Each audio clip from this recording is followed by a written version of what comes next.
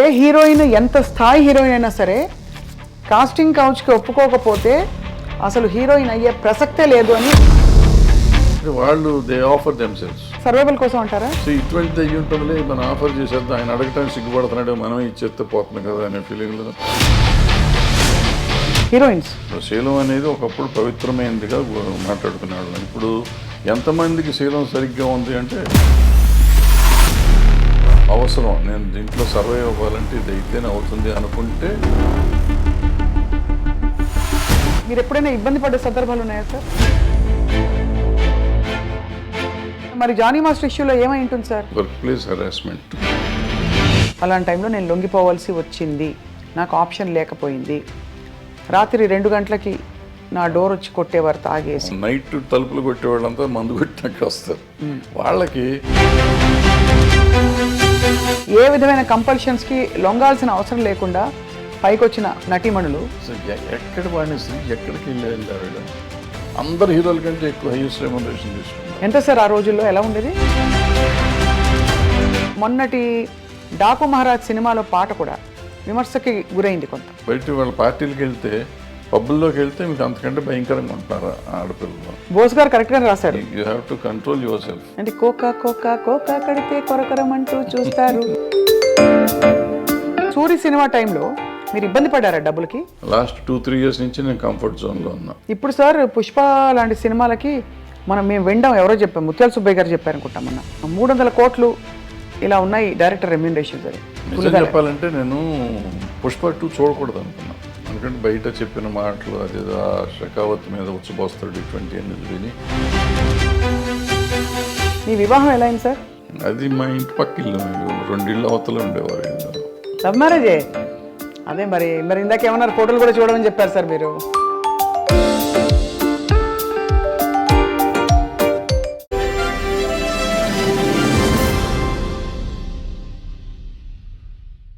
అందరికీ నమస్కారం. I dream media సగర్వంగా సమర్పిస్తోంది సిల్వర్ స్క్రీన్ లెజెండ్స్.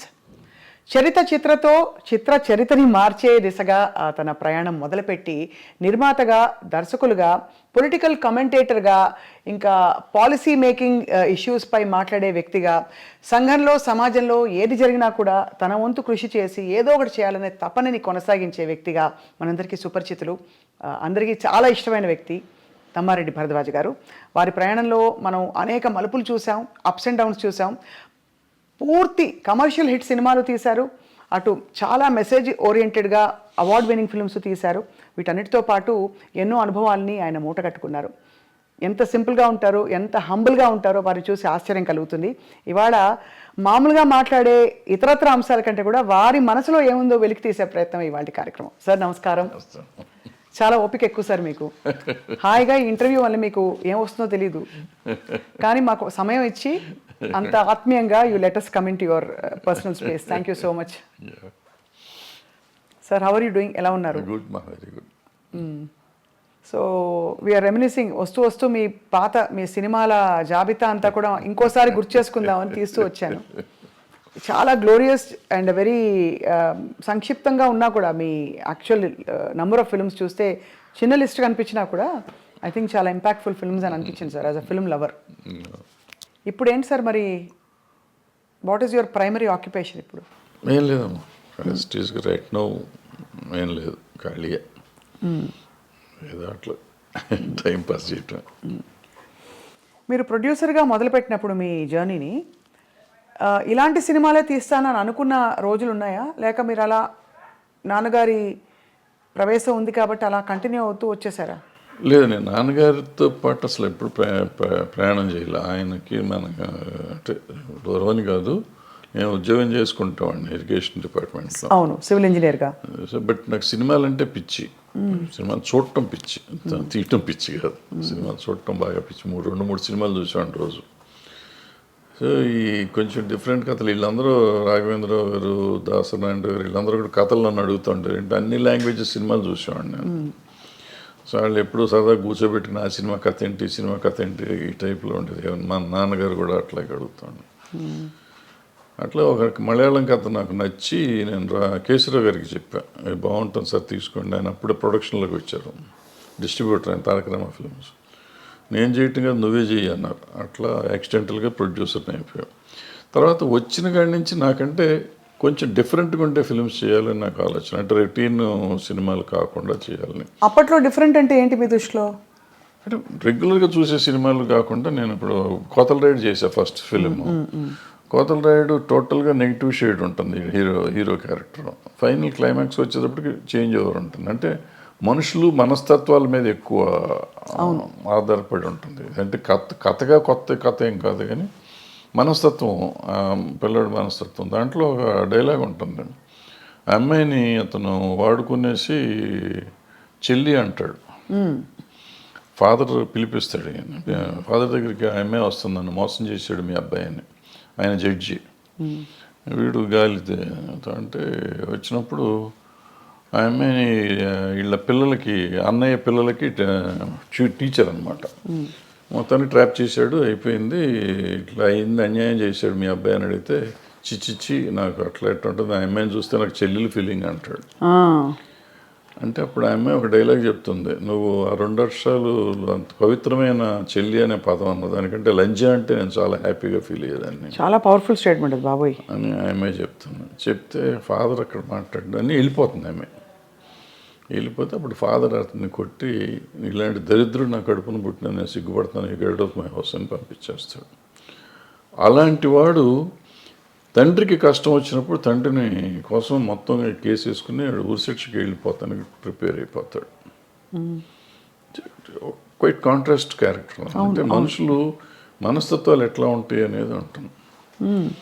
అట్లాగే మొగుడు కావాలికి వచ్చేటప్పటికి టేమింగ్ ఆఫ్ ద షూని ఒక రకంగా తీశారు. అప్పుడు మంచెలి అని హిందీ సినిమా వచ్చింది.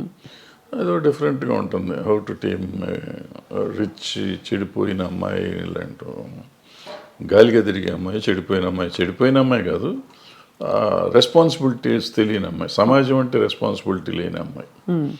అటువంటి అమ్మాయిని దారిలోకి తెస్తాడు. అట్లా ఒక్కో సినిమాకి ఒక్కొక్క ఆలోచన ఉండేది. మరో కురుక్షేత్రం తీసాం. అప్పట్లో ఈ కమ్యూనిస్ట్ పార్టీల వాళ్ళంతా విడిపోతున్నారు, 36 పార్టీలు అని కలవాలి అని చెప్పి ఒక సినిమా తీసాం. అది అప్పటికి జనానికి ఎందుకు చెప్పాలి, తప్పు నాది, చూడండి అన్నారు జనం. అంతే కానీ మీరంటే ప్రొడ్యూసర్గా మీరు అన్ని క్రాఫ్ట్స్లో ఇన్వాల్వ్ అయ్యేవారా? ఎందుకంటే ఆ రోజుల్లో ప్రొడ్యూసర్ అంటే ఎక్సెప్ట్ డైరెక్షన్ అన్నిట్లో ఇన్వాల్వ్ అంటే ఎక్కడ షూటింగ్ లొకేషన్స్, కాస్ట్యూమ్స్ ఏంటి, ప్రతిదీ మనం చేసుకున్నాం. ఎక్సెప్ట్ డైరెక్షన్లో సెట్లోకి వెళ్ళేవాడిని కాదు. డైరెక్టర్లకు వాళ్ళ ఇండిపెండెన్స్ ఇచ్చేవాడిని. సినిమా అయిపోయినాక చూసుకుని రీషూట్ చేసిన సినిమాలు చాలా ఉన్నాయి. నాకు నచ్చకపోతే మళ్ళీ రీషూట్ చేసిన ప్రొడ్యూసర్గా చేసిన. నచ్చకపోవడం అంటే మీకు కన్విన్స్ కాకపోతే, లేదు క్వాలిటీ సరిగ్గా లేదని అనుకున్న ఇది పండగ సీన్ పండాలి కదా, పండితేనే సినిమా అప్పుడు బాగుంటుంది. పండకపోతే ఆటోమేటిక్గా ఉండదు. అది నేను క్రాంతి గారి దగ్గర నేర్చుకున్నాను. యాక్చువల్లీ కోతల రైడ్ క్రాంతి గారు దగ్గరుండి చేయించాడు. మేము ఇక్కడే చేసాం, మన ముషిరాబాద్ జైల్లో తీసాం సీన్ మొత్తం. అందరిని పెట్టి తీసినాక అంతా చూస్తుంటే అక్కడ చాలా ఇంపార్టెంట్ సీన్. అతను జైల్లో ఉంటాడు, వీళ్ళందరూ వెళ్ళి నువ్వు చేయలేదని, నువ్వు మర్డర్ చేయలేదు, అతను మర్డర్ నేనే చేశాను, తండ్రిని కాపాడటానికి. తండ్రి జడ్జి, వీడు ఎట్ట గాలి, నా మీద నేను జైలుకి వెళ్ళినా చచ్చిపోయినా ఎవరు పట్టించుకోరు, బట్ నాన్న సమాజానికి కావాలి కాబట్టి నాన్న ఉండాలి, నేను చచ్చిపోతాను అంటాడు. కాదు నువ్వు అసలు ఏమీ చేయలేదు కాబట్టి నువ్వు ఉండాల్సిందే అని చెప్పి తల్లి బ్రదర్స్ అందరూ పోరాడు. నువ్వు కేవలం చేయలేదని చెప్పి మిగతాది మేము చూసుకుంటా ఉంటాను, లేదు నేనే చేశానని చెప్తాడు. అది మంచి సీను, ఒక 15-20 నిమిషాల సీను. ఆ సీను పండల ఇక్కడ తీసాం జైల్లో కాదు కానీ. అప్పుడు అది మళ్ళీ తీసి అక్కడ సెట్ వేసి, మెడ్రాస్లో సెట్ వేసి, వీళ్ళందరినీ ఇక్కడ తీసుకుని రావాలంటే కష్టం అని చెప్పి సెట్ వేసి రీషూట్ చేసాం మళ్ళీ సీన్ అంతా.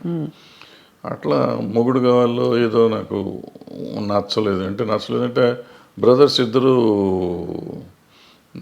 రిలేషన్షిప్ తెలియట్లా. సినిమా అయిపోయేసరికి సినిమా బాగానే ఉంది కానీ రిలేషన్షిప్ అసలు వాళ్ళిద్దరు అన్నదమ్ములు అనేది ఎక్కడ ఎస్టాబ్లిష్ చేయలేం. సో అది అప్పుడు మొత్తం కాపీ వచ్చినాక షూట్ చేసి దాన్ని యాడ్ చేసాం అన్నమాట. అట్లా మా ఇద్దరికి రెడీలు దగ్గర 5,000 to 6,000 feet రీషూట్ చేశాను. నాకు నచ్చలా తీసిన సినిమా. అయితే మీరు మొదటి నుంచి మీకు డైరెక్టర్ దృష్టి ఉంది? నేను హార్డ్లే చేసుకునేవారు, కానీ మీకు నచ్చలేదనే ఒక ఇది ఉండాలి, ఇట్లా ఉండాలి అనుకుంటాం కదా, అనుకున్న విధంగా రాకపోతే అట్లా చేసుకునేవారు. కాస్టింగ్లో సార్ మీరు చాలా మందికి డైరెక్టర్గా అవకాశం ఇచ్చి ప్రవేశపెట్టారు. ఏంటి what would you look for ఒక హీరోయిన్ని తీసుకోవాలంటే ఆ రోజుల్లో? అంటే ఆ రోజుల్లో స్టాండర్డ్స్ ఎలా ఉండేవని? స్టాండర్డ్స్ ఏం లేవమ్మా, బట్ మన కంటికి నచ్చింది అంతే.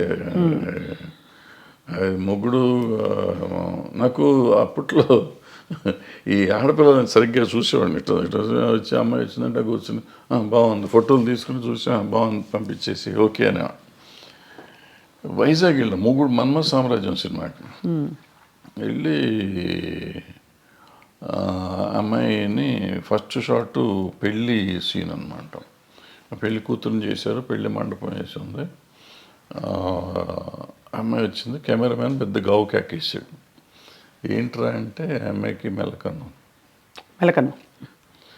ఏం చేయాలి అప్పుడు వైజాగ్ ఆర్టిస్టులు దొరకరు, అక్కడ మారుస్తానికి లేదు, రాత్రి ఫస్ట్ డే షూటింగ్ అది పైగా. సరే అందులో అమ్మాయిని కొత్త అమ్మాయిని తీసుకున్నాం. అమ్మాయిని ఎవరు సార్? లతాశ్రీయా? అమ్మాయిని డిసప్పాయింట్ చేసిన తర్వాత అమ్మాయి ఆపరేట్ చేయించింది. తర్వాత అప్పుడు ఏం చేశానంటే అప్పుడు అనుకోకుండా ఎందుకో నేను బాంబేలో కొన్నాను కాస్ట్యూమ్స్, నేనే వెళ్ళి కొనుక్కొచ్చా కాస్ట్యూమ్స్. ఆ కళ్ళజోళ్ళు తెచ్చా అక్కడి నుంచి. ఆ సీన్ ఒకదానికి ఆమె మిగతా అంతా గాగుల్స్ ఉంటాయి, పెద్ద గాగుల్స్ ఒక డజన్ తెచ్చాను, అవన్నీ ఆ సినిమాలో వాడేసాను. సో ఇక కళ్ళు కనప్పుడు సరిపోయి తర్వాత ఆమె ఆపరేట్ చేయించుకున్నాను. సో అట్లా వెళ్తూ ఉందన్నమాట. ఒకటి చేసుకుంటూ వచ్చేవాళ్ళం. అప్పుడు చిరంజీవి గారితో మీరు వర్క్ చేశారు. ఆ తర్వాత ఎక్కువ ఆయనతో మళ్ళీ అలాంటి జర్నీ మీకు కుదరలేదా? లేక అలాంటి కథలు పడలేదా మీకు? ఎవరైనా ఒక టాప్ స్టార్తో వర్క్ చేద్దాం కృష్ణ గారితో చేసాం. తర్వాత కృష్ణ గారితో చేసేది పెద్దవాడి తర్వాత చేయలేను. అంటే నేను చేసిన వాళ్ళంతా అప్కమింగ్ ఆర్టిస్టులు చేసాం. చిరంజీవి కానీ, భానుచంద్ర కానీ, సుమన్ కానీ, శ్రీకాంత్ కానీ, చక్రవర్తి కానీ, అందరూ అప్కమింగ్. కృష్ణ గారు ఒక్కళ్ళే అప్పటికే ఎస్టాబ్లిష్డ్. ఆయన దగ్గర 300 సినిమాలు, 293వ సినిమా నేను చేసాను. సో ఆయన ఒక్కడితో నేను చేసిన, మిగిలిన మీకు ఎక్కువ సక్సెస్ ప్రొడ్యూసర్గా వచ్చిందా సార్, డైరెక్టర్గా వచ్చిందంటారా మీ దృష్టిలో? బికాస్ ప్రొడ్యూసర్గా మీరు మంచి సూపర్ హిట్లు కొట్టారు. అంటే నాకు పెద్దగా రెండిట్లోనూ రాలేదు నిజం చెప్పాలంటే. ప్రొడ్యూసర్గా మొదటి 2 సినిమాలు హిట్లు ఇచ్చాను. బాగా హిట్ ఇచ్చారు. కోతల రేడు, మొగుడు. డబ్బులు బాగా వచ్చాయి సార్? అప్పట్లో ఏమొచ్చి ఏం లేదు. సిల్వర్ జూబ్లీ ఆడితే నాకు గుంటూరులో సిల్వర్ జూబ్లీ ఆడితే 1,25,000 1,10,000 వచ్చింది షేర్ అంతే. అంటే ఇప్పటి లెక్కలో చూసుకుంటే మాక్సిమం 10 కోట్లు ఉంటుందా? ఇప్పుడే ఉండదు మరి. అంటే బడ్జెట్ కూడా అంతే పెరుగుతుంది కదా మరి. 10 లక్షల సినిమా అది. సినిమా అంతా 10 లక్షలే? 10 లక్షలేగా అప్పుడు. 1978 79 80 80లో మీకు 10 లక్షల బడ్జెట్తో మీరు సినిమా తీశారు. ఇప్పుడు ఒక 2 సీన్ల ఆర్టిస్ట్ని పిలవాలంటే 10 లక్షల కాల్ షీట్. అంతే కదా సార్? అలా మారిపోయాయి standards, production budgets. Rupee value కూడా పడిపోయింది కదా, రూపీ వాల్యూ లేదు. మీరు రీమేక్ చేసిన ఫిలిం బాజీగర్. బాజీగర్ వేటగాడుగా రీమేక్ అయినప్పుడు అంత సూపర్ హిట్ అయిన సినిమా ఎందుకు తెలుగులో అది జనానికి మనస్కరించలేదు? ఆ నెగిటివ్ షేడ్ ఉండే అలాంటి క్యారెక్టర్ని యాక్సెప్ట్ చేయలేదంటారా? అయ్యి ఉంటుంది. ఎందుకంటే రాజశేఖర్కి చాలా మంచి ఇమేజ్ ఉండేది. అతనికి కొంచెం స్ట్రిక్ట్ పోలీస్ ఆఫీసర్గా కానీ, లేకపోతే సమాజానికి పనికొచ్చే క్యారెక్టర్స్ చేసే క్యారెక్టర్ ఉందా. అతను మనసు పడ్డాడు వచ్చాడు అనుకోండి, కానీ అందుకు నచ్చలేదు, మళ్ళీ లేట్ అయిందో ఏదో సంథింగ్, మన టైం బాగోలేదు, లేకపోతే నేను బాగా తీయలేదు, డైరెక్టర్గా నేను పెర్ఫామ్ చేయలేదు, ఏదైనా అయ్యి ఉండొచ్చు. దానిలో డబ్బులు కూడా చాలా పెట్టారు కదా సార్ మీరు. కొంత డబ్బులు అందులో పోగొట్టుకున్నారని అంటుంటారు. అయిపోయిన కథ కదా, అయిపోయిన కథలో సార్. కానీ బాధ వేస్తుంది ఎప్పుడైనా మీరు తలుచుకున్నప్పుడు. బికాస్ ఇప్పుడు నాకే ఇప్పుడు ఫర్ ఎగ్జాంపుల్ మా స్థాయిలో మాకు ఒక షో సరిగ్గా రాలేదంటే అయ్యో ఇంకా బాగా చేయాల్సింది, అది వర్కౌట్ అవ్వలేదు. ప్రతి వాళ్ళకి వాళ్ళ ప్రొఫెషన్లో ఉంటుంది కదా sir. What was it that was మీకు? అంటే ఇట్ వాజ్ వెరీ డిప్రెసింగ్. ఎందుకంటే what ever I last complete. నా కెరియర్ మొత్తం పోయింది. మొత్తం కెరియరే టర్న్ అయిపోయింది. అప్పటి వరకు మోస్ట్ సక్సెస్ఫుల్గా ఇండస్ట్రీలో ఉన్నవాడిని టోటల్గా ఆ రోజు నుంచి ఈ రోజు వరకు I could not cope up నిజంగా చెప్పాలంటే. అదర్వైజ్ నేను ఏదో వేరే ఈ ఫెడరేషన్లు, జనము, సినిమా ఇండస్ట్రీ వాటి వరకు పర్వాలేదు, కానీ as a producer or director I could not revive myself. తర్వాత పర్సన్ సంసారం ఇవన్నీ వచ్చి పర్లేదు కానీ, బట్ ఏదైనా కానీ ఆ రివైవల్ లేదు. సో దాంతో డెఫినెట్గా అదే it was one of those things. So తలుచుకుంటే మీకు అదే నేను ఎందుకున్నాను ఇండస్ట్రీలో అంటే మీకు ఒక వర్కౌట్ కాకపోయినా మీరు కొనసాగించడానికి కారణం లవ్ ఫర్ ద క్రాఫ్ట్ అని అనుకోవాలా? ఐ డోంట్ సే దట్ అంత అన్ని అబద్ధం అన్న కానీ but people's love rather more than my love for the craft. Majority of the people love me ఇండస్ట్రీలో సార్ బయట సినిమా ఇండస్ట్రీలో for so many other reasons. వదిలేసేద్దాం ఇది సినిమా గినిమా అనేది కానీ so many other reasons they feel as if ఏదో నేను మా అన్నయ్య ఉన్నాడు అనే ఫీలింగ్ వాళ్ళు ఉంటారు. వాళ్ళు అట్లాగే చూసుకుంటారు నన్ను. సో వాళ్ళని వదిలిపెట్టి వెళ్ళే పరిస్థితి కనపడలేదు ఇప్పుడు ఈరోజు కూడా. సార్ మీరు అంటే మీకు చాలా కమ్యూనిస్ట్ నేపథ్యం ఉండడం అవన్నీ తెలుసు, కానీ ఎక్కడా కూడా మీకు ఆ నేపథ్యం మామూలు విప్లవం అనే సినిమాలో కనిపించదు. మీ సినిమా కమర్షియల్ ఫార్ములా, కథలు, అవసరమైతే దేవుడి ఫోటోలు అలాంటివన్నీ అన్నీ ఉన్నాయి. ఇప్పుడు నారాయణమూర్తి గారు చూస్తే ఆయన ఎర్రజెండ సినిమాలన్నీ, అలా భరద్వాజ గారి సినిమాలు అంటే అన్ని రకాల సాంఘిక సామాజిక కథలు ఉంటాయి. అది సో మీ జర్నీ కంటిన్యూయేషన్లో మీకు చాలా మంచి పేరు తెచ్చిన సినిమా స్వర్ణక్, ఆఫ్ కోర్స్, పోతే పోని, ఇవన్నీ. అంతకుముందు అలజడి ఆల్సో. అవును, 2000 సంవత్సరం సార్ ఇది? అది 1999-2000లో వచ్చి అలజడి. So what was your most beautiful memory? సంసారం ఒకటి ఉంది కదా. పచ్చని సంసారం తర్వాత పచ్చని కాపురం కదా? పచ్చని సంసారం తర్వాత రౌడీ అనేది కృష్ణ గారితో. పచ్చని కాపురం తీయలేదు సార్ మీరు? చేయలేదు. పచ్చని సంసారం అవును, కృష్ణ గారితో రౌడీ పెద్ద హిట్, అది చాలా పెద్ద హిట్. తర్వాత రౌడీ అనేది కూడా బాగా ఆడింది. కృష్ణ గారితో ఎలా ఉండేది సార్ మీ అనుబంధం? బికాజ్ బాగా క్లోజ్, సూపర్ స్టార్ కృష్ణ గారు. బాగుండేది. ఈ రోజుకి ఇంక ఇవాళ కూడా వాళ్ళ ఆఫీస్లోనే కూర్చున్నాం కదా. ఫ్యామిలీతో చాలా బాగుంది. మీ పాత్రల్ని పండించిన ఆల్ టైమ్ బెస్ట్ స్టార్ ఎవరు సార్? బెస్ట్ హీరో కానీ యాక్టర్ కానీ? రఘు గారు మొదలుకొని చిరంజీవి గారు. నాకు చిరంజీవి గారు కొత్తలో ఆయన అప్పుడు కొత్తగా వచ్చిన ఆర్టిస్ట్, ఆల్మోస్ట్ హీరోగా ఫస్ట్ పిక్చర్ అది. సో ఆయన అద్భుతంగా చేసాడు దాంట్లో. మొగుడు కావాలో ఆ క్యారెక్టర్ కొంచెం డిఫరెంట్ క్యారెక్టర్, అద్భుతంగా చేశాడు అది కూడా. సరే కృష్ణ గారు సరే, భానుచందర్ అలజడిలో అద్భుతంగా చేశాడు. నరేష్ అందులో క్యారెక్టర్ ఒకటి ఉంటాను, ఫ్యాంటాస్టిక్ చేశాడు అతను. దీంట్లోకి వచ్చేటప్పటికి పచ్చని సంవత్సరంలోకి వచ్చి నిరోష క్యారెక్టర్ ఒకటి అద్భుతంగా ఉంటుంది, ఆ అమ్మాయి నిలబెట్టేసిన సినిమా. అట్లా ఏ సినిమాకి ఆ సినిమా. పోతే పోనీకి వచ్చేటప్పటికి ఆ అమ్మాయి సింధుతులని చాలా బాగా. సింధుతులని, శివబాలాజీ, రోజా, స్వర్ణక్లో రోజా. ఏ సినిమాకి ఆ సినిమా బాగానే చేశారు. స్వర్ణముఖి ఆడలేదు కానీ పాపం సంగవి కూడా చాలా బాగా చేసింది ఆ సినిమాలో. Who was the most beautiful sir? మీరు ఫోటోలు ముందు చూసేవారు కదా, తర్వాత ఇంకా తప్పనిసరిగా మీరు డైరెక్ట్గా చూడవలసింది కదా, అప్పుడు కొంచెం కంఫర్టబుల్ అయ్యారా మీరు? 5-6 సినిమాల తర్వాత కంఫర్టబుల్. కష్టం. Is it the way your brought up? మీరు మీ పెంపకమా మీ స్వతహాగా మీ ఏదో అయ్యి ఉంటుంది, పెంపకమే అది. సో ఈ క్రమంలో సార్ మీరేమో అంత సిగ్గు బిడియం ఒక వాతావరణం నుంచి వచ్చారు. ఇండస్ట్రీ అనగానే ఒక చాలా ఫ్రీ స్పిరిటెడ్నెస్ ఇవన్నీ కనిపిస్తూ ఉంటాయి. సో మీరు మిమ్మల్ని అలాగే అట్టే పెట్టుకున్నారా, లేక పరిస్థితులతో భరద్వాజ్ గారు కూడా కొంచెం అడాప్ట్ అయ్యారా? లేదు, చాలా తక్కువ. ప్రాబ్లీ 25% అడాప్ట్ అయ్యి ఉంటాను, నాట్ 75%, 25%. టు సమ్ ఎక్స్టెంట్ కొన్ని అడాప్ట్ అవ్వకపోతే బాగా సర్వైవ్ అవ్వలేం కదా. అవునవునవును. Like what sir? For example అంటే కొంచెం సోషల్గా ఉండడం, సోషల్గా ఉంటుంది అంతవరకు. అది కూడా నేను పార్టీ బర్డ్ కాదు, నేను బయటికి వెళ్ళను. ఎక్కడికి వెళ్ళరా సార్? ఫంక్షన్స్ అయ్యేవా ఆ రోజుల్లో? సినిమా ఫంక్షన్స్ ఎక్కువ? ఫంక్షన్స్ అంటే మాకు అప్పుడు ఆడియో ఫంక్షన్స్ అటువంటి, లేకపోతే సినిమా ఓపెనింగ్లు అట్లా ఉండే, అంతే తప్ప వేరే ఉండే. ఈవినింగ్ పార్టీస్ అయితే లేదు ఎప్పుడు? నెవర్. సార్ ఇప్పుడు చాలామంది సినిమా ఇండస్ట్రీ నుంచి సీనియర్స్ అయిపోయిన వాళ్ళందరూ, లేదు ఇంకా సినిమాలు అయిపోయిన డైరెక్టర్లు బయట వచ్చి భాష్యం చెప్తున్నారు. అప్పట్లో వాళ్ళతో వీళ్ళు వాళ్ళతో అని. ఇప్పుడు మనకి నేను పేర్లు చెప్పను, బట్ మీకు అర్థమైపోయి ఉంటుంది ఎవరి గురించి మాట్లాడతారో. వాళ్ళు చాలా అంటే ఆల్మోస్ట్ ఎపిసోడిక్గా చెప్తున్నారు, ఇలా అయ్యేది ఆ రోజు, ఇలా అయ్యేదని. వ్యక్తిగత జీవితాల గురించి కూడా కామెంట్ చేస్తున్నారు. అంటే ప్రతి మనిషికి వ్యక్తిగతం ఉంటుందమ్మా. ఇప్పుడు ఓ, ఇట్లా ఉంటే ఇట్లాగే ఉండేవారు, ఇట్లా ఉండేవారు నీకు అది వ్యక్తిగతంగా రకరకాలుగా ఉంటారు మనుషులు. సో దాని వ్యక్తిగతాన్ని గురించి ఇప్పుడు మనం మాట్లాడటం కూడా అనవసరం. ప్రతి మనిషికి ఒక పర్సనల్ లైఫ్ ఉంటుంది. ఆ పర్సనల్ లైఫ్ కొంతమంది ఈ సినిమాల్లో మామూలుగా ఇప్పుడు ఈ కాస్టింగ్ కోచ్ అనేదో చెప్తూ ఉంటారు చూడండి. అవునవును.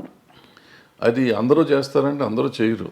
ఇప్పుడు ఇవన్నీ కూడా మీరు చెప్పింది కానీ నేను చెప్పింది కానీ 1% టు బిలో 10% ఉంటారు అటువంటి వాళ్ళు. మీరు ఇండస్ట్రీ చూసారు కదా, అంతే సార్. ఏ హీరోయిన్ ఎంత స్థాయి హీరోయిన్ అయినా సరే కాస్టింగ్ కౌచ్కి ఒప్పుకోకపోతే అసలు హీరోయిన్ అయ్యే ప్రసక్తే లేదు అని ఒక మాజీ డైరెక్టర్ గారు ఒక బహిరంగ స్టేట్మెంట్ కాదు, ఒక ఇంటర్వ్యూలో చెప్పారు ఆయన. అది చెప్తూ ఉండొచ్చు, తప్పే ఉంది.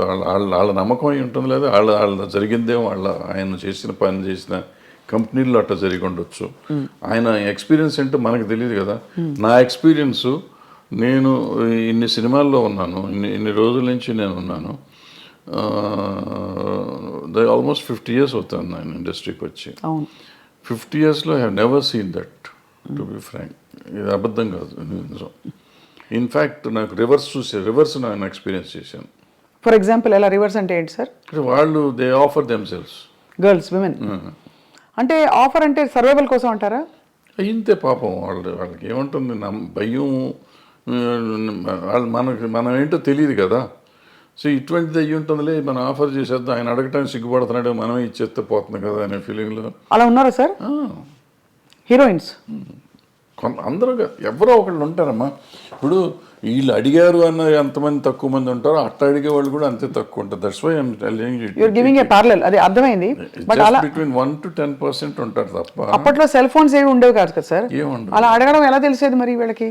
అంటే కబురు పెడతారా? అడగటం ఇవన్నీ డైరెక్ట్గా అడగటమే. అడిగేవాళ్ళు అనేవాళ్ళు డైరెక్ట్గా అడగటమే. ఎటు అడిగినా, వీళ్ళు అడిగినా వాళ్ళు అడిగినా, వాళ్ళైనా పెద్ద దానికి మొహమాటం సిగ్గులు ఏముండవు. It's very awkward sir. And అంటే ఇంత బ్యూటిఫుల్ పరిశ్రమలో ఈ ఒక్క విషయం ఇంత చర్చనీయాంశం అవుతుంది గత 10 ఏళ్లలో. అంటే చర్చనీయాంశం అంటే 2 రకాలమ్మది.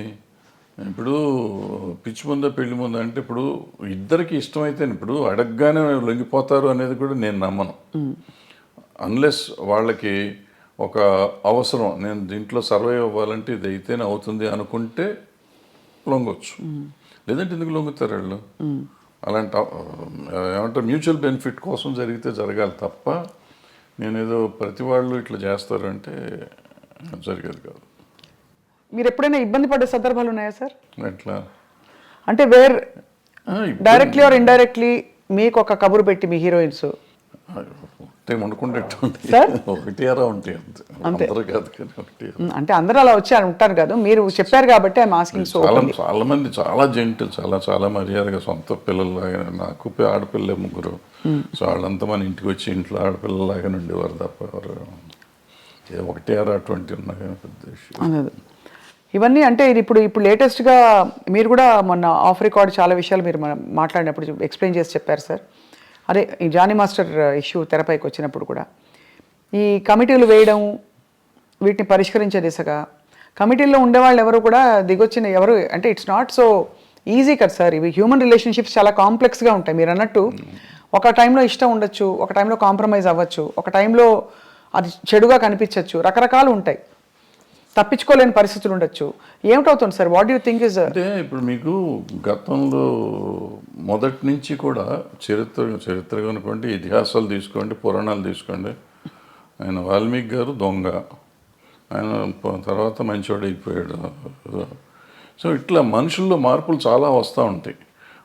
మారిన ఇప్పుడు నేను మారిపోయాను, గతంలో తప్పు చేశాను నేను, ఇప్పుడు నేను మారిపోయి ఉంటే నువ్వు తప్పు చేసావంటే దానికి అర్థం లేదు కదా. సో నువ్వు గతంలో నువ్వు దుర్మార్గుడు కాబట్టి ఇప్పుడు ఏం చెప్తావంటే ఇప్పుడు నేను మారిపోయాను, నేను సన్యాసిని అయిపోయా. బుద్ధుడు అంతకు ముందు రాజు, అశోకుడు అంతకు ముందు రాజు, వీళ్ళిద్దరూ బౌద్ధ మతానికి వచ్చినాక వాళ్ళు ఏమి చేయలే. బుద్ధుడు దేవుడు కాదంటావా? అంతే కదా సార్. సో మరి ఏ కాంటెక్స్లో చెప్తున్నారు అది? అంటే తప్పులు జరుగుతున్నాయి కానీ ఎట్లా ఉంటుందంటే నేను విక్టిమ్ని అనుకోమ్మా, విక్టిమ్ కానీ లేకపోతే నా మీద ఎలిగేషన్ వచ్చింది అనుకోమ్మా. సో నాకు కడుపు రగిలిపోతూ ఉంటుంది. అంటే ఇది ఎట్లా ఉంటుందంటే దీంట్లో ఇప్పుడు వస్తున్న ఇష్యూస్ అన్నీ ఏంటంటే ఇప్పుడు ఇద్దరు మ్యూచువల్గా ఒకళ్ళకొకళ్ళు ఇష్టపడతారు. ఇప్పుడు అప్పుడు కూడా కదా సార్? ఎప్పుడైనా కానీ ఇష్టపడతారు. ఇష్టపడతామో లేకపోతే సరెండర్ అవటమో ఏదైనా అనుకోండి. సరెండర్ అయినా కానీ తర్వాత కలిసి ఉన్నారుగా. అవును. నాతో సరెండర్ అయిపోయినాక ఇద్దరు కొంతకాలం కలిసి ఉన్నాం. ఇప్పుడు సరెండర్ అయిన వాళ్ళు నా మీద కేసు పెడతాం మొదలెడతారు అన్నమాట. అయితే సరెండర్ అయ్యి కొంతకాలం అయిపోయినాక నేనంటే వాళ్ళకన్నా మొఖం మొత్తి ఉండొచ్చు, నాకు వాళ్ళ మీదన్నా మొఖం మొత్తి ఉండొచ్చు. అది ఎవరికైనా ఎప్పుడైనా జరగచ్చు. వాళ్ళు నాకు బయటికి వెళ్తా అంటే వదిలిపెట్ట బుద్ధి ఇదిగా ఒకరికొకరు మ్యూచువల్గా వదిలిపెట్టపోయినప్పుడు ఈ కేసులు గట్టలు కథలు వస్తాయి. అప్పుడు నువ్వు ఎట్లా మొన్నటిదాకా బాగానే ఉన్నావు కదా, ఇప్పుడు నేను అవసరం తీరిందని వచ్చావా అని ఒకళ్ళు ఈ రకంగా ఉంటాయి. న్యాచురల్ ఇది హ్యూమన్ సైకాలజీ ఇది. దాన్ని పట్టుకుని మనం మాట్లాడతాం కదా. ఇక్కడ ఏంటంటే నో మీన్స్ నో మీద మాట్లాడాలి మనం. ఇప్పుడున్న కొత్త సిస్టమ్ ఒకప్పుడు అది వేరు. ఇప్పుడు శీలం అనేది ఒకప్పుడు పవిత్రమైనదిగా మాట్లాడుకునేవాళ్ళం. ఇప్పుడు ఎంతమందికి శీలం సరిగ్గా ఉంది అంటే చాలా డౌట్లు ఉన్నాయి.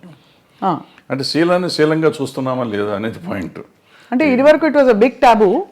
అంటే ఇప్పుడు కాదు, అది ఇప్పుడు మోర్ నార్మలైజ్ అయిపోయింది.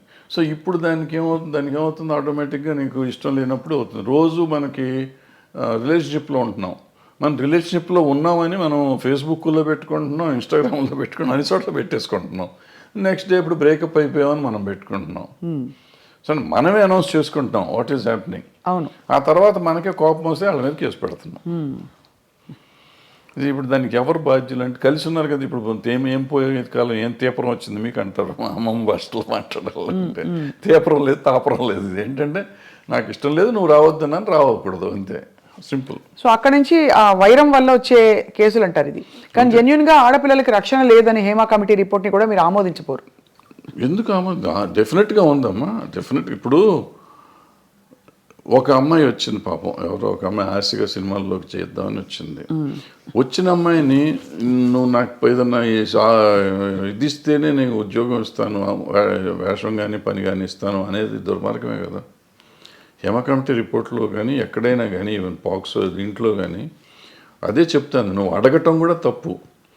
అడిగినాక లొంగి నువ్వు ఆ అమ్మాయికి పని ఇచ్చేసినా కూడా, ఎదురు పని ఇచ్చేసినా కూడా లొంగ తీసుకోవటం తప్పే. కాబట్టి ఏ రోజు తెలిసినా కానీ నా మీద నేను శిక్షార్హుడిని. ఏమంటే మ్యూచువల్గా కలిసి ఉన్నాం కదా, నీకేంటి అని మనం అడగటానికి లేదు. ఇంకా కలిసి ఉన్నా కానీ నువ్వు లొంగ తీసుకున్నావు కదా. అవును. ఇప్పుడు మరి జానీ మాస్టర్ ఇష్యూలో ఏమై ఉంటుంది సార్? అది దాన్ని నేను మాట్లాడకూడదు. మీరు మాట్లాడకూడదు కాబట్టి ఓకే ఫైన్, అడగం సార్. మేము కూడా కమిటీని కోర్టుని కంప్లీట్గా గౌరవిస్తూ అంటే దీనికి బేస్ లైన్ ఒక నార్మ్ ఎలా తీసుకోవాలనే ఒక క్వశ్చన్. ఎందుకంటే టిపికలీ రెమ్యూనరేషన్స్తో పాటు ఇట్స్ అన్ ఎక్స్పెక్టెడ్ ఫేవర్ అని వినికిడిలో ఉంది.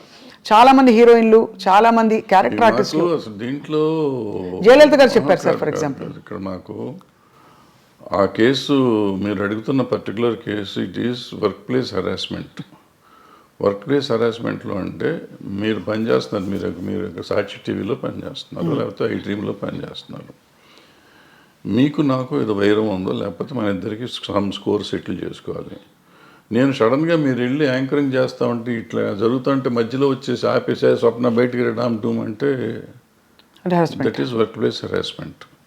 ఏమీ చెయ్యిపోయినా అతను మనిషి మీకు చాలా ఇష్టమై ఉండొచ్చు, మీతో వాళ్ళకి ఉండొచ్చు, ఏదైనా అయి ఉండొచ్చు, but it's no business to can get in to the premises.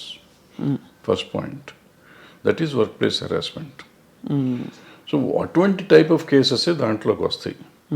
మిగిలిన ఇవన్నీ మనకు సంబంధం లేని కేసులు. కానీ ఇది ఇక్కడ సెక్షువల్ ఎక్స్‌ప్లాయిటేషన్ జరిగింది. That is also sexual exploitation.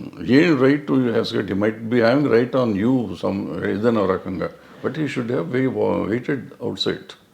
లోపలికి వచ్చి అంత ఇది లేదు కదా. And it's not his premises, my premises. అదే లోపల రావడమే తప్పు కదా. సో ఇవన్నీ అంటే మరి వీటికి పరిష్కారాలు ఉంటాయంటారా? బికాజ్ మూవీ ఆర్టిస్ట్ అసోసియేషన్ ఏముంటుందా పరిష్కారం? ఏదో ఉంటాయి, చట్టాలు ఉంటాయి, చట్టాలు చెప్పినవి సగం చేస్తూ ఉంటాం. చట్టాలు చెప్పినందువల్ల అవుతుందా? ఏది అవుతుందంటే మనం కూడా తప్పు చేసామా లేదా, ఇది తప్ప కాదా అనేది మనం ఆలోచించుకోవాలి. మనం కూడా కొంచెం పెద్ద మనసు చేసుకుని ఈ చూసి చూడనట్టు మనం వెళ్ళాలి. జరుగుతూ ఉంటాయి తప్పులు, నాతో జరుగుతాయి, మీతో జరుగుతాయి, ప్రతి మనిషితో జరుగుతాయి తప్పులు. ఆ తప్పుని మనం దాన్ని ఇంకొంచెం అల్లరి చేసుకుంటానికి ట్రై చేయకుండా దాన్ని సరిగ్గా పరిష్కరించుకుంటే ఈజీగా సాల్వ్ అయిపోతుంది. అసలు ఇష్యూ ఏముంది, ఎవరి పనులు చేసుకుంటున్నప్పుడు ఇష్యూస్ ఏముంటాయి ఇక్కడ? అది కరెక్టే కదా సార్ అది. కానీ okay, final question on this topic sir. వాతావరణం చాలామంది ఇప్పుడు క్యారెక్టర్ ఆర్టిస్టులు బయటకు వచ్చి ఇంటర్వ్యూలు ఇచ్చిన సందర్భాల్లో చెప్పారు, ఫలానా టైంలో నేను లొంగిపోవాల్సి వచ్చింది, నాకు ఆప్షన్ లేకపోయింది, రాత్రి 2 గంటలకి నా డోర్ వచ్చి కొట్టేవారు తాగేసి. మరి ఇవన్నీ ఏమిటంటే వీటిని ఏ పరిధిలో చూడాలి, ఏ కోణం నుంచి చూడాలి? ఇవి ఇంటర్వ్యూ అంటే ఇవేదో ప్రైవేట్గా చెప్పినవి కాదు సార్, బహిర్గతంగా చెప్పారు. ఇప్పుడు ప్రాబ్లం ఏంటంటే ఇక్కడ మన సమాజం ఫస్ట్ అసలు ఆడపిల్ల అంటేనే లోకువ, బయట కూడా సమాజంలో జనరల్గా సినిమాల్లో ఉన్నాడంటే అసలు మరీ లోకువ, అంటే వాళ్ళకి ఏదో taken for granted. Correct, taken for granted. So ఎవళ్ళైనా ఏదైనా చేయొచ్చు. అండ్ ఈ సినిమాల్లో నిజాలెన్నో అబద్ధాలెన్నో మనకేమీ తెలియదు, కానీ ప్రతి వాళ్ళకి ఒక ట్యాగ్ పెట్టేసి ఉంటుంది, ఈ అమ్మాయి ఆ అబ్బాయితో ఉంది, ఆ అబ్బాయి ఆ అమ్మాయితో ఉన్నాడు, సంథింగ్ ఉంటుంది. అవును. ఈ ఇంటాక్సికేషన్ స్టేజ్ వస్తుంది, నైట్ తలుపులు కొట్టే వాళ్ళంతా మందు కొట్టినాక వస్తారు. వాళ్ళకి నాకు దొరకలేదు, వాళ్ళకి ఈ టైప్లో ఉంటారు వీళ్ళంతా. దీని మీద ఈడే తలుపు కొట్టి ఆడి దగ్గరికి వెళ్ళా, నా దగ్గర రావా, ఈ టైప్లో ఉంటారు. ఇవన్నీ ఇటువంటి అంటే ఊరికి చెప్పు, దీని మీదే కాదు, బట్ అటువంటి జరుగుతానికి అవకాశాలు ఉంటాయి. రైట్. కానీ చాలా గొప్పగా గౌరవం నిలుపుకుని అద్భుతమైన సినిమాలు, అంటే నిజంగా కళాఖండాలు సృష్టించిన గ్రూప్స్, టీమ్స్, టెక్నీషియన్స్ ఎంతమంది ఉన్నారు సార్, చాలా గొప్ప వాళ్ళు ఉన్నారు. అన్ఫార్చునేట్లీ వీటి గురించి ఎక్కువ మాట్లాడతాం కానీ మనం. అద్భుతం. ఇప్పుడు ప్రతి మనిషికి వీక్నెస్ ఉంటుందమ్మా, రకరకాల వీక్నెస్ ఉంటుంది. ఆ వీక్నెస్ ఏదైనా అయ్యి ఉండొచ్చు, అమ్మాయి అయ్యి ఉండొచ్చు, కులం అయ్యి ఉండొచ్చు, మతం అయ్యి ఉండొచ్చు, ఇంకోటి ఉండొచ్చు. సో ఆ వీక్నెస్ని గురించి మనం మాట్లాడితే ఎప్పుడు మంచిని గురించి కూడా మాట్లాడవచ్చు కదా. తప్పకుండా. మంచిని గురించి మాట్లాడితే ఇప్పుడు ఈ అమ్మాయిల వీక్నెస్ని గురించే మాట్లాడితే ఇవాళ సమాజంలో ఎంతమంది నిలబడతారు? పొలిటీషియన్స్ని తీసుకోండి, సినిమా యాక్టర్లను తీసుకోండి, ఈవెన్ బయట సమాజంలో తీసుకోండి, సాఫ్ట్వేర్లో తీసుకోండి, మీడియాలో తీసుకోండి, ఎక్కడన్నా తీసుకోండి, స్త్రీయే మూల కారణం అంటారు. ఇప్పుడు నేను ఇది ఉంది కదా, ఈ కేసు ఉంది కదా, ఇది మన ఐసీని పెట్టిన కోర్టు, అదే పాష్ రూల్స్ ప్రకారం తీసుకుంటే ఈ చెప్పిన ఏ సెక్టర్లో అయినా మగవాళ్ళు ఉంటారా? ఉండరు. కొంతమంది బహిరంగంగా బయటకు వచ్చేవి, కొంతమంది రాకుండా, కొంతమంది దాని ఇప్పుడు నువ్వు మా ఇందాక వచ్చి నీ షేక్ హ్యాండ్ ఇస్తే కూడా తప్పే, నీ చెయ్యి నా చేతికి తగిలితే తప్పే, according to posh act. Bad touch good touch అంటారు. నువ్వు బ్యాడ్ టచ్గా ఫీల్ అయ్యావు, నేను గుడ్ టచ్ నీకు ఇచ్చింది. అలా కూడా పడతారు సార్ కేసులు? బ్యాడ్ టచ్ గుడ్ టచ్ అవుతుంది కదా, ఉంది. బట్ అంటే దానికి ఒక సమంజసమైన పరిధి నిజంగా ఉండొచ్చు. నీకు నువ్వు ఫీల్ అయ్యి ఉండొచ్చు, నేను ఫీల్ అయ్యి ఉండకపోవచ్చు, నువ్వు ఫీల్ అయ్యి ఉండొచ్చు. నువ్వు ఫీల్ అయితే కేసేగా. అది మొత్తానికైతే క్లిష్ట పరిస్థితుల్లో అలా మామూలుగా వస్తున్నావు. నేను చనువుగా ఫాదర్లీ ఫీలింగ్తో స్వప్న బలి చేసావు, ఒక దెబ్బేసాను అనుకో, అమ్మాయిని ముట్టుకున్నావు, కొంపమని కింద అయిపోయావు. నువ్వు కేసు పెడితే నేను అయిపోయాను. సో అందుకే చాలా అతి జాగ్రత్తగా ఉండవలసిన చాలా జాగ్రత్తగా ఉండాల్సిన పరిస్థితులు వచ్చినాయి. ఇప్పుడైతే మాత్రం as long as this posh case this act ఉన్నంత కాలం అతి జాగ్రత్తగా ఉండకపోతే కొంపలు మునుగుతాయి. అండ్ ఇప్పుడు సోషల్ మీడియా వచ్చాక అసలు క్షణాల్లో అన్ని వైరల్ తర్వాత ఇంకా చాలా జాగ్రత్తగా ఉండాలి. అంటే డెఫినెట్గా ఇవన్నిటి వల్ల కొంత మార్పు వస్తుంది. 100% పోతుందా అంటే నేను అంత ఈజీ కాదు. ఎందుకంటే ఆడపిల్లలు కూడా కొంచెం స్ట్రాంగ్ అవ్వాలంటే ఉన్నారమ్మా, చాలా స్ట్రాంగ్ ఉన్నారు. ఆడపిల్లలు అంత ఈజీగా ఏం లేరు. కొంతమందికి సర్వైవల్ కోసం లొంగేవాళ్ళు ఉంటారు. సర్వైవల్ కోసం నేను ఏదైనా అచీవ్ చేయాలి, ఎలాగైనా అచీవ్ చేయాలనుకునే వాళ్ళు కొంతమంది, ఏమీ చేయకుండా నేను అచీవ్ ఎందుకు చేయలేను, నా టాలెంట్తో నేను ఎందుకు అచీవ్ చేయలేను చేసిన వాళ్ళు ఉన్నారు, చేస్తున్నారు కూడా. ఆ రకంగానే అచీవ్ చేస్తారు, ఈ రకంగానే అచీవ్ చేస్తారు. ఎవళ్ళు రైట్ ఎవళ్ళు తప్పు అంటే tell me one name sir who you have great respect for, అంటే ఇన్ దిస్ రిగార్డ్ వాళ్ళ కష్టపడి పైకి వచ్చారు. అంటే నేను క్యారెక్టర్ పర్స్పెక్టివ్ నుంచి చెప్పట్లేదు సార్, జస్ట్ ఏ విధమైన కంపల్షన్స్కి లొంగాల్సిన అవసరం లేకుండా పైకి వచ్చిన నటీమణులు మీరు చాలా గౌరవించేవాళ్ళు. మీకు వాణిశ్రీ గారు ఎక్కడొచ్చారు? ఆవిడ ఏమిటి, ఆవిడ ఎక్కడ జూనియర్ ఆర్టిస్ట్, ఆవిడ అసలు ఏ రేంజ్కి వెళ్ళారు, అసలు హీరోస్ని కమాండ్ చేసి ఇండస్ట్రీనే కమాండ్ చేసే లెవెల్కి వెళ్ళారు.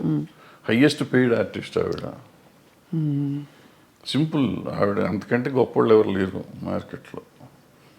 భానుమతి గారు అంటే వాళ్ళు వేరే, భానుమతి గారు కమాండ్ చేశారు.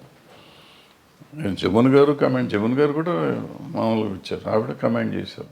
ఆవిడ రామారావు గారు నాగేశ్వరరావు కాదని చెప్పి ఆ రోజుల్లో షీ గుడ్ విత్ స్టాండ్. మనం అనుకుంటాం రామారావు నాగేశ్వరరావు కంటే వేరే లేదు ఆ రోజుల్లో, ఆల్టర్నేటివ్ లేని పరిస్థితుల్లో ఆవిడ నిలబడి మళ్ళీ వాళ్ళిద్దరూ ఆవిడతో కాంప్రమైజ్ అయ్యారు తప్ప ఆవిడ వాళ్ళతో కాంప్రమైజ్ అవ్వలేదు. సో ఇప్పుడు ఇదేం లేదు, అదే ఏదో అయిపోతుంది అదేం లేదు. సౌందర్య గారు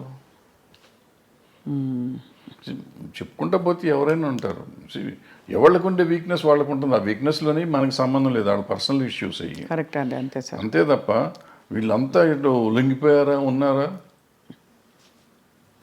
వాణిశ్రీ గారు ఏం చేశారు అసలు? ఆవిడ ఏంటి, అక్కడ ఎక్కడి నుంచి వచ్చింది? కానీ ఆ రోజుల్లో ఎవరు మనసు పడలేదా సార్ వాణిశ్రీ గారిని చూసి? చాలా పడితే పడ్డారు, ఆ గొడవ మనకు సంబంధం లేదు. బట్ ఆవిడ డిక్టేట్ చేసింది కదా. అవును, ఆవిడ వచ్చిన రోజు నుంచి ఆవిడ అట్లా ఎదుగుదల వచ్చింది కదా అవును. సినిమా ఇండస్ట్రీలో. అంటే ఆవిడలో టాలెంట్ లేకపోయి ఉంటే ఆవిడ ఇంత గొప్పది అయ్యేది కాదుగా. కరెక్ట్. టాలెంట్ ఉంది కాబట్టే కదా మిగిలిన ఏంటనే పక్కన పెట్టండి. ఆవిడ ఏదో బాగాలేదన్నారు, కళ్ళు బాగాలేదంటారు, అది అంటారు, ఇది అంటారు. ఫైనల్గా ఆవిడే గాడెస్ అయిపోయింది కదా. అవును, అన్ని భాషల్లోనూ, తమిళ్లోనూ, తెలుగులోనూ. ఏం అందం సార్ అసలు. అంటే రంగు తక్కువ అని అప్పుడు అన్న వాళ్ళందరూ ఒక్కసారిగా వాణిశ్రీ చీర కట్టారంటే, వాణిశ్రీ గారి చీర అంటే ఒక ట్రెండ్ సెటర్. సో ఎక్కడ వాణిశ్రీ ఎక్కడికి వెళ్ళేది ఆవిడ? అందరు హీరోల కంటే ఎక్కువ హైయెస్ట్ రెమ్యునరేషన్ తీసుకుంది ఆవిడ. ఎంత సార్ ఆ రోజుల్లో? ఎలా ఉండేది ఆ రోజుల్లో 2.5-3 లక్షలు తీసుకుంది నాకు తెలిసినప్పుడు. అప్పుడు వీళ్ళు ఎవరు 2 లక్షలు టచ్ చేయలేదు. అప్పుడు ఎవరు, ఏ హీరోలు? రామారావు గారు, నాగేశ్వరరావు కూడా?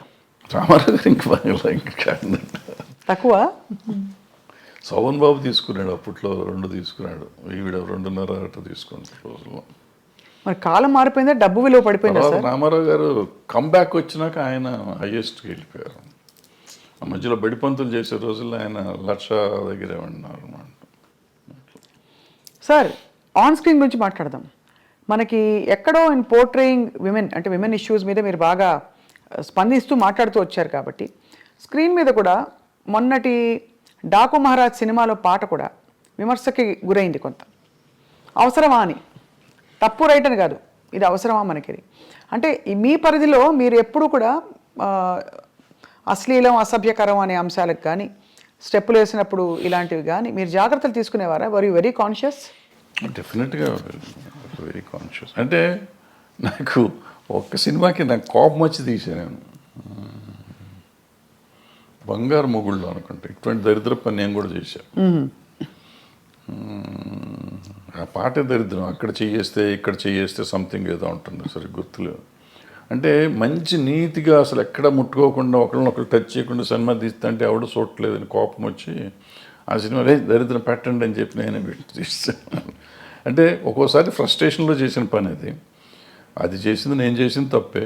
బట్ ఇవాళ వాళ్ళు చేసిన తప్పంటే ఇప్పుడు నాకు వయసు అయిపోయి నేను సినిమాలు లేవు కాబట్టి వాళ్ళు చేసిన తప్పండి. ఇవాళ చిరంజీవి గారు ఠాగూర్లోనో దేంట్లోనో అదేదో సినిమా పాట ఏదో ఉంటుంది ఏమంటే నేను అప్పుడు కామెంట్ చేశాను, అంత అద్భుతమైన సినిమాలు ఇది ఏంటండి అని చెప్పి. ఆ తర్వాత వాళ్ళంతా ట్రోల్ చేశారు. అట్లాగే బాలకృష్ణ గారు మొన్న ఆ సినిమాలో కూడా అది అనవసరం, అది ఆయన స్టేచర్కి అనవసరం. అసలు ఇవాళ అటువంటివి చూస్తారు అనుకోవటం అనవసరం. అంతకుముందు ఆయన చేశాడు కదా భగవత్ కేసరి, అద్భుతంగా చేశారు ఆ సినిమా. అఖండ అద్భుతంగా చేశారు. అమ్మాయి కనపడకుండానే సినిమాలు ఆడుతుంటే ఆయనకి ఎందుకు ఇది, దీనికోసం ఎవరిని వస్తారా? ఎన్ని టికెట్లు దిగుతాయి ఊరికి కాంట్రవర్సీ తప్పించి. అందులో ఆయన ఎమ్మెల్యే, పొలిటీషియన్, ఎన్టీ రామారావు గారు ఇన్ని ఉండగా ఆయనకి అటువంటిది ఆయనే రిజెక్ట్ చేసి ఉంటే పోయేది. లేదు చేసే ప్రొడ్యూసర్లు అడిగారు, డైరెక్టర్లు అడిగారు, డాన్స్ మాస్టర్ అడిగాడు, ఏదో వాళ్ళ గోల మనకెందుకు. కరెక్టే సార్. అంటే ఎంటర్టైన్మెంట్ ప్రపంచమే విస్తరించింది బాగా. నెట్ఫ్లిక్స్లో ఇంట్లోనే మనకి ఫారిన్ అయితే ఎన్నెన్నో రకరకాలు అన్నీ వచ్చినాక అసలు బేసిక్గా ఓటీటీ వచ్చిన తర్వాతమ్మా ఏది తప్పు ఏది ఒప్పు అనేది లేకుండా సెన్సర్ వాళ్ళు కూడా వదిలేస్తున్నారు ఇవన్నీ పట్టించుకోకుండా. నాకు రౌడీ అన్నయ్యలోనో దేంట్లోనో ఒక సాంగ్ చేస్తా అంటే ఈ రంభక వరకు మిడి లాగా ఉంటుంది ఇక్కడ దాకా. ఓ సాంగ్లో తిరుగుతా ఉంటే కొంచెం లేస్తుంది. సినిమా రిలీజ్ అయినాక నాకు సెన్సార్ ఆఫీసర్ ఫోన్ చేసి సార్ ఇక్కడ ఎక్కడో ఉంది సార్, ఎవరో జనం అంటున్నారు సార్, కట్ చేయండి సార్ అని. రిలీజ్ అయిన తర్వాత కట్ చేశాను నేను. జస్ట్ ఊరికే మిడి ఇక్కడ ఉంది, ఇప్పుడు గాలికి ఎగిరింది, వెళ్తే ఇంతవరకు ఎక్స్పోజ్ అయింది. నేటి దౌర్జన్యం అనే సినిమాలో ఒక సాంగ్లో వాణి విశ్వనాథ్ గారికి స్విమ్మింగ్ సూట్ వేసా, ఒక బిట్ వేస్తే సెన్సార్ కట్ చేశారు. అదే టైంలో బొబ్బిలి రాజాలో ఆమె సినిమా అంతా చొక్కా వేసుకుని కింద ఏమి లేకుండా దివ్యభారతి, అవును, అది ఫుల్ సినిమా వదిలిపెట్టారు. నాకు ఒక బిట్టు ఏంటంటే దాంట్లో వదిలేరు కదండి అంటే, ఆ సినిమా అంతా దాని మీద ఉంది, నీ సినిమా అది లేదు కదా, ఎందుకు నువ్వు చేయాలంటారు. ఓహో, అదే అంటే నేను ఫైట్ చేసి ఉంటే నాకు వదిలిపెట్టేవారు. ఎందుకు దానివల్ల సినిమా ఆడదని నాకు తెలుసు, ఎందుకు తీసాను నాకు తెలియదు. ఆ రోజు తీసాం అంటే డ్రెస్ చేంజ్లు కావాలంటే సరే ఇద్దాంలే అనిపించి తీసాను నేను, కాదన్నారు తీసాం. అదే అంటే ఎక్కడో అక్కడ మరి ఈ అంశం తెరపైకి వస్తూనే ఉంది, ఈ ఎక్స్పోజింగ్ ఎంతవరకు ఉండాలి ఏమిటని. కానీ ఇప్పుడు బాగా టేస్ట్లు మారిపోయాయి సార్. బయట సమాజంలోనే అట్లా తిరుగుతున్నారు కదా. ఇప్పుడు మనం అంటాం ఎక్స్పోజింగ్ అంత బాగా ఎక్కువైపోయింది అంటాం. బయట వాళ్ళ పార్టీలకు వెళ్తే, పబ్బుల్లోకి వెళ్తే మీకు అంతకంటే భయంకరంగా ఉంటున్నారు ఆడపిల్లలు. బట్ అది వాళ్ళ ఇష్టం, మనం ఎవరో అడుగుతానికి, హూ ఆర్ యూ టాస్క్, నా కంఫర్ట్ నాది అంటున్నారు. సో ఇప్పుడు మన ఈక్వల్ రైటే కాకుండా నిజంగా కూడా వాళ్ళ కంఫర్ట్, నా ఇష్టం వచ్చిన బట్టలు నేను వేసుకున్నప్పుడు ఆడపిల్లల బట్టలు ఇష్టం వచ్చిన ఆడపిల్లలు ఎందుకు వేసుకోకూడదు. ఈ కొంతమంది ఏమంటారంటే నువ్వు అటు వేయటం వల్లే కదా ఇది జరిగింది, వేయటం వల్ల జరగటం నిన్ను కంట్రోల్ చేసుకోవాల్సిన బాధ్యత నీకు ఉంది కదా. అవును, ఈ సమాజంలో ఉంటే నేను చూసి నేను ఆ అమ్మాయిని చూడగా నాకు ఏదో అయ్యింది అనేది ఆన్సర్ కాదు. బోస్ గారు కరెక్ట్గా రాశారు, you have to control your self. Correct. అంటే కోకా కడితే కొరకొరమంటూ చూస్తారు, పొట్టి గౌను వేస్తే పట్టి చూస్తారు. అది అంటే ఇంచుమించు మీరు అన్నట్టు అది అనాదిగా అది సృష్టిలో ఉండే ఒక వైపరీత్యం అలా కొనసాగుతుంది. అంటే సినిమా ఇండస్ట్రీ పాపం ఫోకస్లోకి వచ్చింది కానీ అది సార్ మరొక అంశం, మీరు తెరపైకి చాలాసార్లు వచ్చి మాట్లాడారు, ఈ డ్రగ్స్ ఇష్యూ కూడా, ఇలాంటి కాంట్రవర్సీలు ఇవి బాగా, అంటే drugs because of the free money, easy money అందుబాటులో ఎక్కువగా ఉన్నది చిత్ర పరిశ్రమలో. లేదు మీరు అన్నట్టుగా పొలిటీషియన్స్, బిజినెస్ మ్యాగ్నెట్స్ వాళ్ళ ఫ్యామిలీస్లో. కాబట్టి దీనివల్ల ఎలా ఖర్చు పెట్టాలో తెలియక ఈ డ్రగ్స్ వీటి అలవాట్లు బారిన పడతారని చెప్పి కొంతమంది ఎవరో చెప్పారు, గ్లామర్ కోసం తీసుకుంటారని. Is that true sir? అసలు ఫస్ట్ పాయింట్ నువ్వు చెప్పిన దాంతో నేను ఏకీపించను. ఇదేంటంటే సినిమా ఇండస్ట్రీలో డబ్బు చాలా ఎక్కువ ఉంటుంది అనేది నమ్మన్నాను. అసలు సినిమా ఇండస్ట్రీలో వచ్చే కొంతమంది దగ్గర డబ్బులు వస్తే బాగుంటుంది. చాలామంది 80% మధ్య వాళ్ళు డే టు డే ఎక్స్పెన్సెస్ కూడా ఎత్తుకునే బ్యాచ్ ఉంటారు. ఓ 10% ఉంటారు నువ్వు చెప్పిన డబ్బులు ఎక్కువ ఉన్న వాళ్ళు ఉంటారు. కొంతమంది ఎడిక్ట్స్ అవుతారు. ఇప్పుడు మన స్కూల్లో పిల్లలు ఉంటున్నారు, స్కూల్లో పిల్లలు దే ఆర్ ఎడిక్ట్స్ నౌ. వాళ్ళకి ఇది ఈ డ్రగ్ కొనే డబ్బులు లేకపోతే వైట్నర్ ఉంటుంది కదా, వైట్నర్ తినేసి దాన్ని అలవాటు చేసుకుంటున్నారు. ఈవెన్ రైల్వే కూలీలు అలవాటు చేసుకుంటున్నారు అటువంటి. సో ఇవన్నిటికీ ఏంటంటే వాటిని అరికట్టే మార్గం మనం ఎత్తుకోవాలి. సో డబ్బు ఉంటే వస్తారు, డబ్బున్న వాళ్ళే చెడ్డవాళ్ళు, డబ్బు లేని వాళ్ళు మంచివాళ్ళు అనే శాస్త్రం అక్కడ లేదు. ఈ దురలవాట్లు అనేవి డబ్బు ఉన్నా లేకపోయినా అవుతుంది. సో ఈ అలవాటుని అరికడతాం ఎట్లా అనేది మనం ముందు ఆలోచిస్తాం. అంటే ఈ డబ్బుని దానికి లింక్ చేయకూడదు ఫస్ట్. అవును, దురలవాటుకి డబ్బుకి లింక్ చేయకూడదు. వ్యసనం అనేది డబ్బుతో రాదు, వ్యసనం నేచర్తో వస్తుంది. సో నేచర్ని కంట్రోల్ చేయాల్సిన బాధ్యత, నేచర్లో ఉన్న దీన్ని వ్యసనాన్ని కంట్రోల్ చేయాల్సిన బాధ్యత తల్లిదండ్రులకో లేకపోతే ఫ్రెండ్స్కో తీసుకోవాలి బాధ్యత. ప్లస్ మనం పర్సనల్గా పెరుగుతున్న కొద్దీ చేసుకోవాలి. అదేనా మీరు చెప్పినట్టు ఏదో అదేది అందం కోసం మనం ఈ తీసుకుంటారు అనేది నాకు కరెక్ట్ కాదు. అంటే స్టెరాయిడ్స్ చేస్తారు, కండలు కనపడటం కోసం స్టెరాయిడ్స్ తీసుకుంటారు అంటారు. అది కూడా ఎఫెక్ట్ చేస్తుంది, అది కరెక్ట్ కాదు, తీసుకోవటం కరెక్ట్ కాదు. కానీ అంటే డెఫినెట్గా మీరు అన్నట్టు ఒక వాతావరణం అయితే ఖచ్చితంగా ఒక ఫ్రీ వాతావరణం అయితే కొన్ని పరిశ్రమల్లో ఎక్కువ కనిపిస్తుంది. లైక్ ఉంది అన్ని చోట్ల, కాలేజెస్ దగ్గర అమ్ముతున్నారు, స్కూల్స్ దగ్గర అమ్ముతున్నారు, పబ్బుల్లో అమ్ముతున్నారు, ఎక్కడ పడితే అక్కడే అమ్ముతున్నారు తీసుకొచ్చి. సార్ మీరు డబ్బులతో కాదని చెప్పారు, ఆ రోజువారీ సర్వైవల్కే చూస్తున్న వాళ్ళు కూడా చాలా మంది ఉన్నారు ఇండస్ట్రీలో. సార్ సూరి సినిమా టైంలో మీరు ఇబ్బంది పడ్డారా డబ్బులకి? నేను సినిమా తీసిన ప్రతి సినిమాకి ఇబ్బంది పడతాను, దీనికి ఇబ్బంది పడలేదు. మీరు ఎప్పుడు అంటే I never seen you lavish, లేదు, ఎవరు మిమ్మల్ని అలా చూడలేదు. అది మీ చాయిసా మీ పరిస్థితా? పరిస్థితే, చాయిస్ ఉంది. ఇప్పుడు ఏదైనా సినిమాలో డబ్బులు వచ్చి ఉంటే డెఫినెట్గా దీనికి వాడుకుంటాం కదా. ఎక్సెప్ట్ స్వర్ణక్క నాకేమైందంటే బై ద టైం నేను కొద్దిగా రీజనబుల్గా డబ్బులు సంపాదించే సినిమాలు వచ్చేటప్పటికి నాకు బ్యాక్లాగులు ఉంటావచ్చు. ఆ బ్యాక్లాగులు తొలగించుకుంటూ రావటానికి సో ఇప్పుడు కంఫర్ట్ జోన్లోకి రాలేకపోయాను. నిజంగా చెప్పాలంటే లాస్ట్ 2-3 ఇయర్స్ నుంచి నేను కంఫర్ట్ జోన్లో ఉన్నా. లాస్ట్ 2-3 ఇయర్స్లో కూడా నేను ఎక్కడో అంతకుముందు మీ ఐ డ్రీమ్లో పనిచేశాను ఒక సంవత్సరంన్నర. అది కంఫర్ట్. తర్వాత ఏదో వేరే ఛానల్లో పనిచేశాను. అదే నా కంఫర్ట్ జోన్. నాకు నిజంగా చెప్పాలంటే ఇంతకాలం ఈ 76 ఏళ్ళ జీవితంలో లాస్ట్ 2-3 ఇయర్స్ కంఫర్ట్ జోన్. అంటే బ్యాంకులో బ్యాలెన్స్ నాకు ఖర్చులు పోను, 10-5 మిగిలే డబ్బులు బ్యాంకులో ఉండటం అనేది ఇదే చూస్తాను నేను. అది చాలా ఆశ్చర్యకరం సార్. మీకంటే అంత క్యాలిబర్ ఉండి అన్ని హిట్లు తీసి మరి అది ఏమంటారు, విధి అంటారా లేక పరిస్థితులు కలిసి రాకపోవడమా? పరిస్థితులు అంటే ఏంటంటే వీళ్ళందరూ చాలామంది ఆ రోజుల్లో, ఇప్పుడు అందరూ తీస్తున్నారు కానీ ఆ రోజుల్లో నేను ఒకే సంవత్సరం 5-6 సినిమాలు రిలీజ్ చేశాను. నేను డైరెక్షన్ చేసినవి కానీ రిలీజ్ చేసినవి కానీ. సో రొటేషన్లోకి వెళ్ళిపోతూ ఉండేది. ఒకవేళ వచ్చినా కానీ ఓ హిట్ ఓ ఫ్లాప్ ఉండేటప్పటికీ మనం అన్ని కంటిన్యూస్ సక్సెస్ హిట్లు తీయాలి. తీసుంటే డబ్బు కనపడేదేమో, ఎప్పటికప్పుడు ఒకటి తగలగానే ఇమీడియట్గా ఉండదు, పోగొట్టేది. డబ్బులు వచ్చినాయి అనుకుంటే ఉండదట్లో పోయి. సో ఎక్కడ అంత కంఫర్టబుల్గా ఉంది. ఇప్పుడు సార్ పుష్ప లాంటి సినిమాలకి మేము వినడం ఎవరో చెప్పాం, ముత్యాల సుబ్బయ్య గారు చెప్పారనుకుంటాం మొన్న, 300 కోట్లు ఇలా ఉన్నాయి డైరెక్టర్ రెమ్యూనరేషన్స్ అని. అప్పట్లో అసలు చాలా తక్కువ కదా సార్.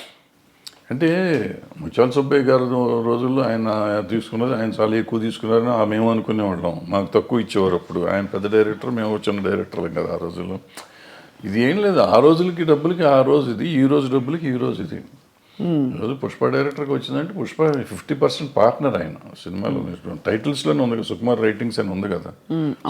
ప్రొడ్యూసర్, అది more than A director is also a producer. So ఆయన కథ అయిందే, డైలాగులు అయినయే, స్క్రీన్ ప్లే అయింది, డైరెక్షన్ అయింది, ప్రొడ్యూసర్ అయినా. కాబట్టి ఎక్కువ డబ్బులు వచ్చినాయి. ప్రొడ్యూసర్గా వచ్చినాయా రైటర్గా వచ్చినాయా అనేది మనం చెప్తే 100 వచ్చిందా 200 వచ్చిందా అని వేరే సంగతి. But whatever he got, it is because of so many aspects. Now sir, మీ ప్రకారం ఇక్కడ మనం బాహుబలి లాంటి సినిమాల్లో రాజమౌళి గారిని చూసాం, పుష్ప రంగస్థలం లాంటి సినిమాల్లో సుకుమార్ గారిని చూసాం, RRR ఆస్కర్ విన్నింగ్ దీనిలో మన రాజమౌళి గారిని చూసాం. ఈ డైరెక్టర్స్ అందరిలో sir, who do you think is carrying that ఆరా? అంటే వాళ్ళు రకాల్లో వాళ్ళు ఇది ఉన్నారన్న. ఇప్పుడు రాజమౌళి గారిని చూస్తున్నాం. రాజమౌళి గారు ఆయన ప్రతి సినిమాకి ఒక డిఫరెంట్గా జోనర్ ట్రై చేస్తా ఉన్నాడు. ఎక్సెప్ట్ బాహుబలి 1 and 2 తప్ప మిగిలిందల్లా మీకు ఏ సినిమాకి ఆ సినిమాకి ఒక డిఫరెంట్. రెగ్యులర్ కమర్షియల్ అయినా కానీ మొదటి సినిమాల్లో ఏం చేసామంటే ఆయుధాలు మార్చేవాడు.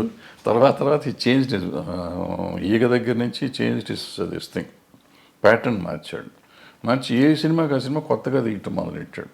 కొత్త కథలాగా డిఫరెంట్. కొత్త కథ కూడా కొత్తగా ఉండకపోయినా కానీ ఒక కొత్త బ్యాక్డ్రాప్ కొత్తగా ఉండటం అంతా డిఫరెంట్గా ఉంది.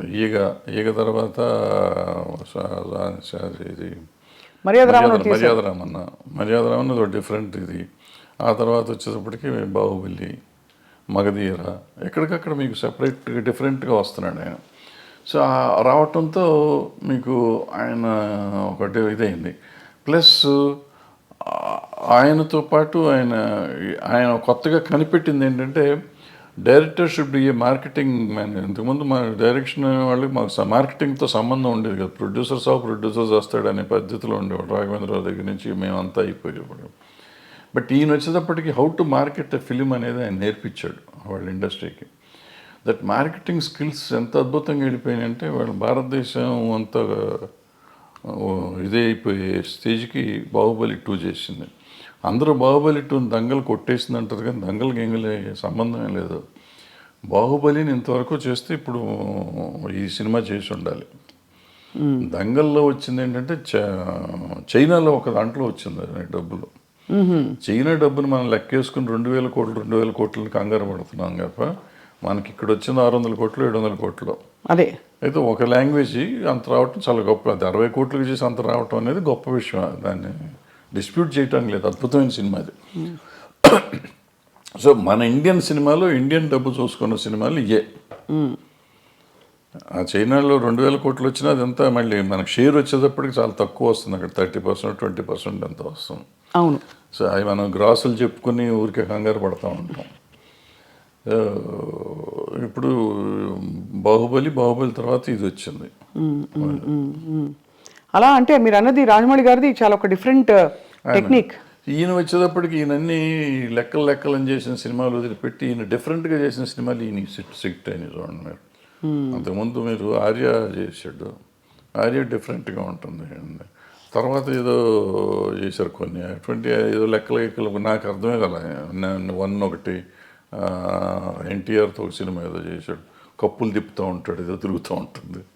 ఏది మన నాకు అర్థం కాదు. మళ్ళీ మొన్న వచ్చేటప్పటికి రంగస్థలం అద్భుతంగా తీశాడు. అద్భుతం వెనక్కి తీశాడు. అసలు ఎవరు మన తెలుగులో మనం ఊహించలేని గొప్ప సినిమా అది ఒక రకంగా చెప్పాలంటే. ఆ టైప్ ఆలోచన కమర్షియల్ అయినా కానీ ఎప్పుడైతే అంగవైకల్యం తీసుకురాగలిగాడో ఆ అంగవైకల్యం మీద సినిమా వచ్చేటప్పటికి అద్భుతంగా ఉంది. అది చాలా ఒక లైవ్లీగా ఉంది సినిమా. విలేజీ ప్యాటర్న్ అది అద్భుతంగా ఉంది ఆ సినిమా.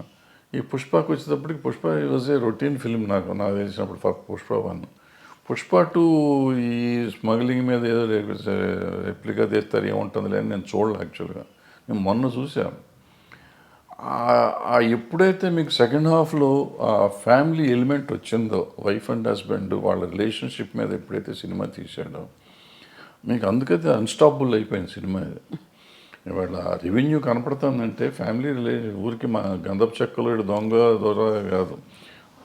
ఆబ్వియస్లీ అతని పెర్ఫార్మెన్స్, అల్లు అర్జున్ పెర్ఫార్మెన్స్, అల్లు అర్జున్తో పాటుగా రష్మిక అక్కడికి వచ్చేటప్పటికి ప్లస్ ఈ రిలేషన్షిప్ డైరెక్టర్ ప్రజెంట్ చేసిన విధానం అద్భుతం. సెకండ్ హాఫ్ ఏడిపించాడు. ఆ సినిమాలో ఏడిపించడం అయింది. అందుకని సినిమా ఆడింది, ఇప్పటికీ ఆడుతుంది, ఇంకా ఆడుతుంది. అంటే నేషనల్ అవార్డు వచ్చిందంటే సినిమా ఇట్స్ గ్రేట్ సినిమా కాదు. ఇప్పుడు అదే మనం ఇప్పుడు నేషనల్ అవార్డు ఆయనకు వచ్చింది, డైరెక్టర్గా హీరోకి వచ్చింది. హీరో పెర్ఫార్మెన్స్ ఈ సినిమా కూడా అద్భుతంగా చేశాడు. మళ్ళీ నేను రెండోసారి ఇచ్చినా ఆశ్చర్యపోక్కర్లేదు. అవును కదా సార్, అంతే కదా. సో ఒకలా చూస్తే యాక్చువల్లీ ఒక కొత్త లీగ్ ఆఫ్ సినిమా వస్తుంది ఇప్పుడు.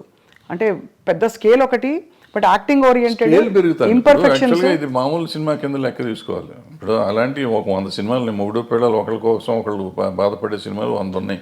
ఒకళ్ళని ఒకళ్ళు ఎన్హాన్స్ చేసుకునే క్యారెక్టర్.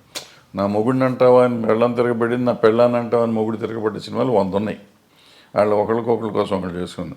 బట్ ఇవాళ దీని బ్యాక్గ్రౌండ్ ఈ గంధపు చెక్కలు ఇవన్నీ తీసుకుని చేసింది. నేను కోతల రేటు చెప్పానే, అలాంటి ఇలాగా ఇతను దొంగకి ఒక స్మగ్లర్కి వైఫ్ అంటే అంత ఎందుకు ఉండాలి? నేను నన్ను ఇన్సల్ట్ చేసినందుకు కదా, నా భార్య పేరు ఎత్తినది నాకు కోపం వచ్చింది, అందుకని నేను చూస్తానండి, అది నేను తట్టుకోలేను అంటాడు. ఎవరేం చెప్పినా ఒప్పుకుంటా, ఏమన్నా కానీ నా భార్య చెప్తే వింటానంటాడు. మరి అంత స్మగ్లర్కి ఈ సెంటిమెంట్ ఎందుకు ఉండాలి? నేను అక్కడ చెప్పానే, వైఫ్ని చెల్లి అన్న దరిద్రుడు తండ్రి కోసం జైలుకి వెళ్ళిపోయి చచ్చిపోతానంటాడు. అవును అవును. సో అది నీకు ఎప్పుడు వేరియేషన్ వచ్చేటప్పటికి నీకు తేడా వచ్చేస్తుంది. సో అక్కడ ఇక్కడ కూడా మంచి దొంగలు, మధ్యలో దొంగ రాసుకలు తీశారు మీరు. దొంగ రాసుకలు టైటిల్ ఎట్లా పెట్టారు సార్? అది వాళ్ళ కథలో ఈయన చెప్పాడు, మన దివాకర్ బాబు గారు. ఆయన కథ కూడా ఆయన. నేను ఆ టైటిల్ ఒక్కటే చూసి మీ సినిమాలన్నింటిలో మీరే పెట్టుకుంటారు. రైటర్ ఆయన, అతను మన తమిళ ఆయన రైటర్. సో భలే ఒక long innings, 50 years in the industry. Everybody అందరూ మిమ్మల్ని అంత గౌరవిస్తారు, ఇప్పటికీ ఇష్టపడతారు. కానీ మీరు కుండ బద్దలు కొట్టి మొహమ్మీ చెప్పేస్తారు అన్నీ. ఎప్పుడు మీకు శత్రువులు తయారు అవ్వలేదా? ఉన్నారు, కొంతమంది అవుతారు, కొంతమంది తిడతానే ఉంటారు, అప్పుడప్పుడు తిడతా ఉంటారు. నన్ను చంపేస్తా ఉన్నాడు కూడా ఉన్నారు. ఉన్నారా? నడుస్తూ ఉంటారు. అంటే ఏ ఇష్యూలో సార్? ఏదో ఒక ఇష్యూలో వాళ్ళకి నచ్చని ఏదైనా చెప్తే కోపం వస్తుంది కదా. ఎవరు సార్? నేను దాసనారాయణరావు గారు, నేను కృష్ణ గారు భయంకరంగా పోట్లాడుకున్నాం. అవునా?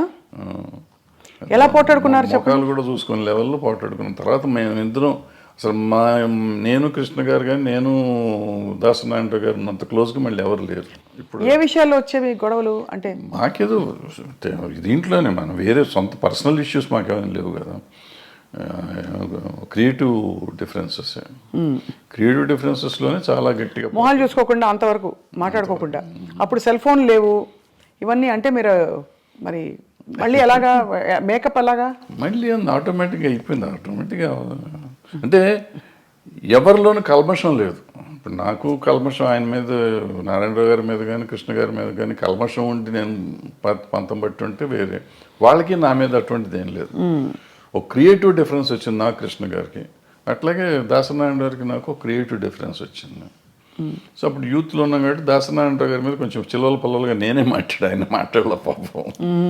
సో ఆయన పిలిచి ఒక రోజు కూర్చోబెట్టి మాట్లాడారు, అయిపోయింది, సెట్ అయిపోయింది. అది మీరు ఫాండ్గా ఇష్టపడి వేసుకునే మీ సినిమా ఏది సార్?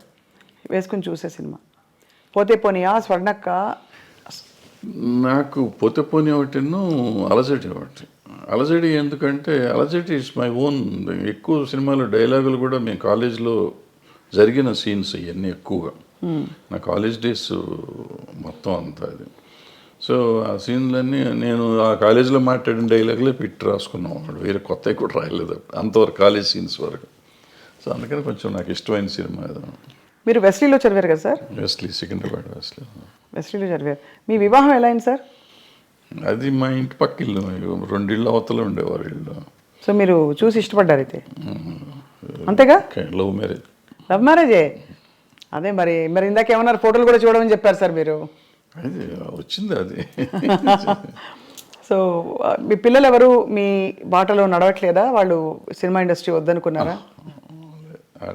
మీరే డిసైడ్ చేశారా సార్ వాళ్ళకి? నేను చేయలేదు. నేను సినిమాలు చూడమంటే సినిమాలు కూడా చూడరు. చూడరా? నా సినిమాలు ఏం చూడరు, బయటికి చూస్తారని తెలియదు నాకు. చిన్నప్పుడు పెద్ద ఇష్టపడేవారు కదా, వెళ్ళేవాళ్ళు సినిమాకి, తీసుకెళ్ళేవాడిని కానీ పెద్ద. So life has taught you so much sir. అంటే వాట్ ఈస్ మీ కోర్ టేక్ అవే ఏంటి లైఫ్లో అని? To be satisfied with whatever you have first point, then you will be very happy with that. అంతే తప్ప నాకేమి లేదు, నా కళ్ళు ఉన్నారు, వీళ్ళు ఉన్నారు, ఇక నా కళ్ళ ముందు ఉండి వీళ్ళు వెళ్ళిపోతున్నారు అని మనం బాధపడిపోతాం అంటే you lose lot of things.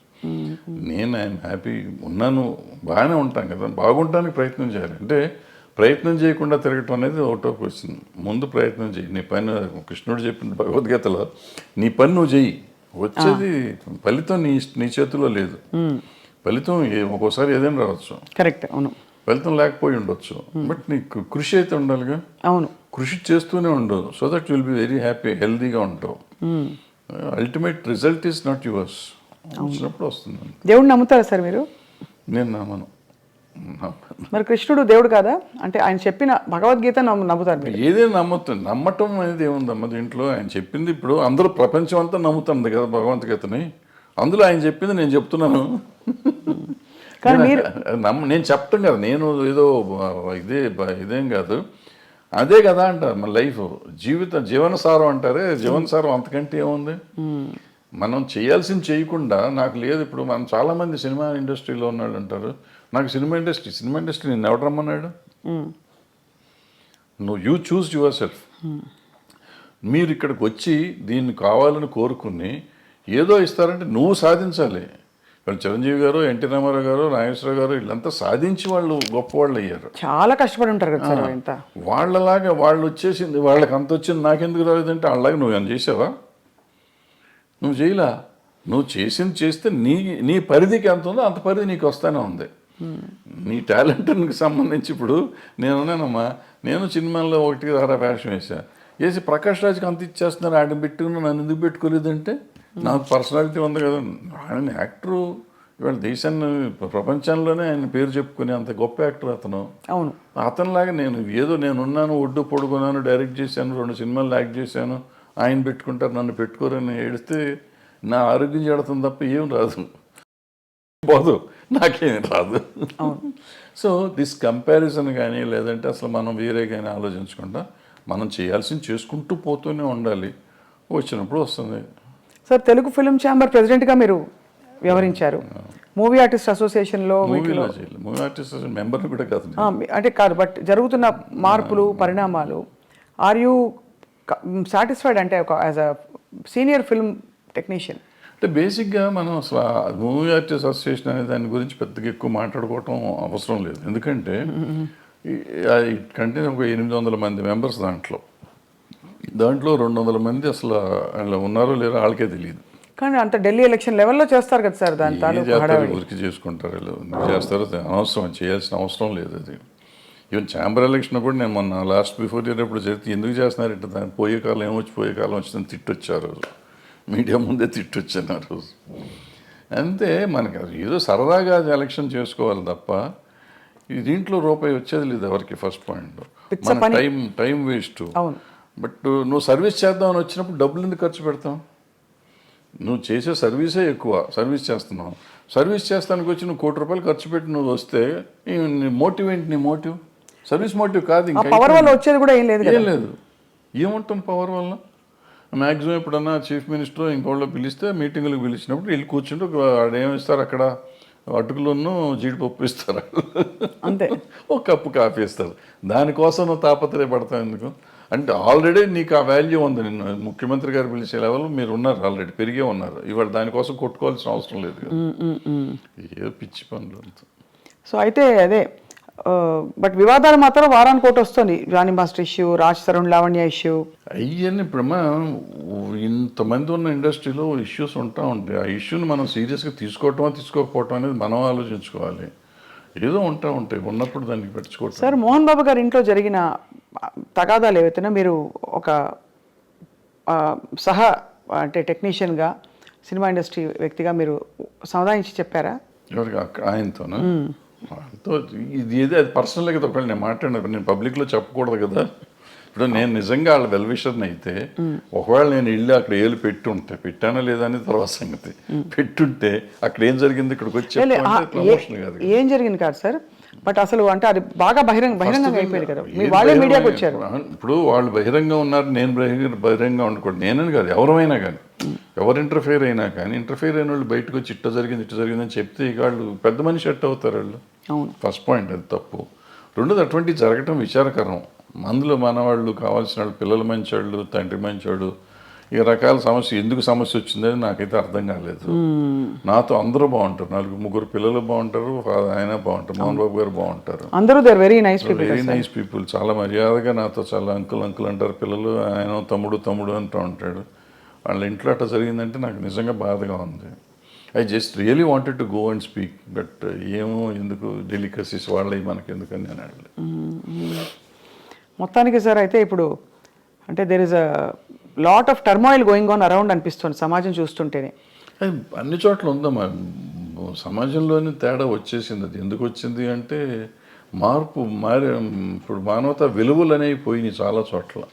మనం విలువల గురించి మాట్లాడతాం కానీ విలువలే లేవు. ఇప్పుడు ఇంతకుముందు అనుకున్నాం శీలం అనేది విలువ, ఆత్మీయతలు, మన సంబంధాలు, మానవత సంబంధాలు విలువలు ఉండేవి.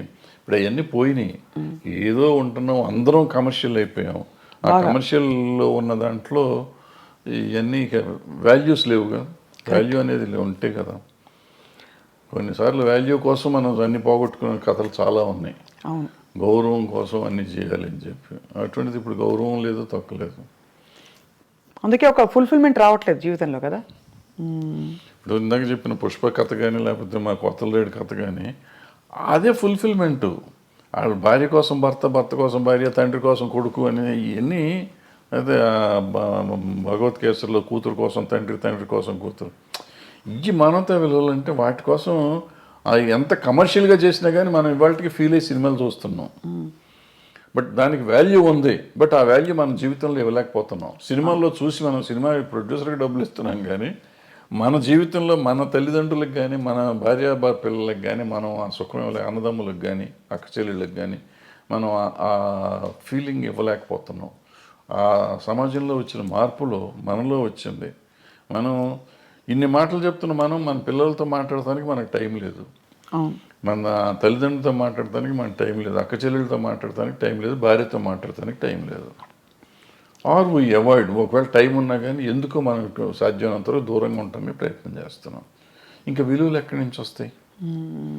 విలువల గురించి మాట్లాడే నైతిక హక్కు ఎక్కడ ఉంది ఎవరికైనా? Very true sir. బహుశా కొంతవరకు సినిమా ప్రభావితం చేస్తుంది ఈ విషయాలని.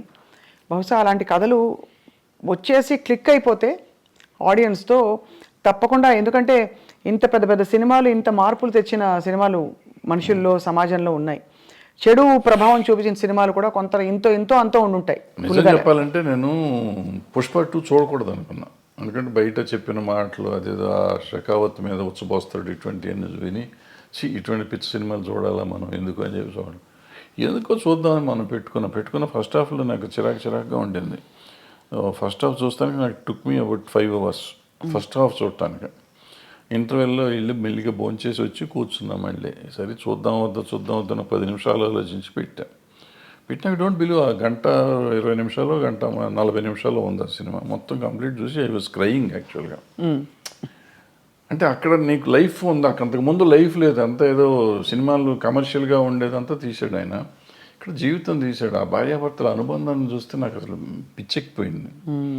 ఆ అమ్మాయి కోసం ఇతను తప్పన కానీ వేరే సీన్లో ఆ అమ్మాయి వాళ్ళని చాట్ చేసిన సీన్ కానీ, తర్వాత ఆడబిడ్డ కోసం ఇతను వెళ్ళి ఫైటింగ్ చేస్తున్నాడు. అంటే వాడు అంత పెద్ద డాన్ లాంటి వాడు వెళ్ళి లైఫ్ను పోగొట్టుకుంటున్నాడు, డబ్బును పోగొట్టుకుంటున్నాడు, ఎన్ని పోయినా పర్లేదు నాకు పిల్లలు కాపాడితే చాలనే ఫీలింగ్ తెచ్చా. అంటే మనలో కూడా ఒక ఆవేశం తీసుకురాగలిగాడు. ఖచ్చితంగా సార్. ఏసే నా కొడుకు అనే ఫీలింగ్ ఉంది ఆ సినిమా చూస్తానంటే. వదిలిపెడతావేంటారు నువ్వు అసలు అనే ఫీలింగ్ ఉండేది. ఆ దీనికి తీసుకెళ్ళారంటే మనలో ప్రతి మనిషిలోనూ అంత ఎమోషన్ తీసుకురాగలిగితే బాగుంటుంది. అవును, సినిమా డబ్బులు ఇచ్చి సినిమా చూడటం కాదు, సినిమాతో పాటు మనం నేర్చుకోవాల్సింది అది. మనం అది వదిలిపెట్టేస్తాం. దాంట్లో వాడు స్మగ్లింగ్ ఎలా చేశాడు, ఎలా దొంగతనం చేశాడు, ఎవరిని చంపాడు, ఎలా చంపాడు, అల్లు అర్జున్ కత్తితో కొట్టాడా చంపాడా, ఇది ఆలోచిస్తాం. అల్లు అర్జున్ అనే క్యారెక్టర్ రష్మిక అనే క్యారెక్టర్ని ఎంత బాగా ప్రేమించాడు, రష్మిక అనే క్యారెక్టర్ అల్లు అర్జున్ అనే క్యారెక్టర్ ఎంత బాగా ప్రేమించింది, అంటే నా క్యారెక్టర్స్ ఒరిజినల్ని అనేది మనం ఎవరిని ఆలోచిస్తున్నాం. Very very true sir. I think human values relationships నిలబడ్డప్పుడే టోటల్ సక్సెస్ అని చెప్పచ్చు. సినిమాకి కావచ్చు, జీవితాల్లో కావచ్చు. కానీ భరద్వాజ్ గారు మీరు మళ్ళీ వెబ్ సిరీస్ కానీ ఇంకా ఏమన్నా వెంచర్స్ కానీ క్రియేటివ్ వెంచర్స్ చేసే అవకాశాలు ఉన్నాయా? ఏమన్నా వర్క్ చేస్తారా? చెప్తున్నా కదా, నేను పని చేస్తానే ఉంటా, ఖాళీకి ఏం లేను. ఏదో ఇటువంటి కథ రాసుకోవటం రైటమో చేస్తా ఉంటాను. మనకి అవకాశం కూడా రావాలి కదా, అవకాశం వస్తే చేస్తానికి రెడీగానే ఉన్నాం. బట్ నేను ఇందాక చెప్పినట్టు I keep on trying to do something. అవుతుందా అవదా నాకు తెలియదు, అయినప్పుడు అవుతుందా, అవ్వకపోతే కూడా నష్టం లేదు, అయితే లాభం లేదు. బట్ మీరు you're always in the news and everybody watches your videos. మీ వీడియోస్కి చాలా మంచి స్పందన చూశాను నేను. కాబట్టి పొలిటికల్ ఇష్యూస్ కావచ్చు, సినిమా ఇండస్ట్రీలో అవుతున్న అంశాలు కావచ్చు సార్, ఎప్పుడు మీరు ఏదో ఒక కొత్త విషయం చెప్తారు, లేదు పాత విషయం అయినా కొత్తగా చెప్తారని ఆశిస్తూ ఉంటాం, ఎదురు చూస్తూ ఉంటాం మీ దీనికోసం. సో అది సార్, చాలా ఆనెస్ట్ కాన్వర్జేషన్ సార్ ఇవాళ. ఇంత డీటెయిల్గా ఎప్పుడు మాట్లాడి నాకు తెలియదు, కానీ మీ సినిమాలో నేను నటించాననే ఒక చిన్న విషయాన్ని నేను ఇప్పుడు అందరికి పోతే పోనీ సినిమాలో చాలా ఎంజాయ్ చేశాను sir. Those few days of work. ఆ క్యారెక్టర్ కూడా నా రియల్ క్యారెక్టర్ కాబట్టి, జర్నలిస్ట్ క్యారెక్టర్ కాబట్టి నాకు ఐ ఫెల్ట్ ఎట్ హోమ్. అది thanks for the opportunity sir. And తప్పకుండా మీతో టచ్లో ఉంటాం. అప్పుడప్పుడు ఏమన్నా ఉపద్రవాలు వచ్చినా, సునామీలు వచ్చినా వచ్చి మళ్ళీ మిమ్మల్ని పలకరిస్తాం. సునామీ ఎందుకు వచ్చింది భరద్వాజ్ గారు? Thank you sir. నమస్కారం.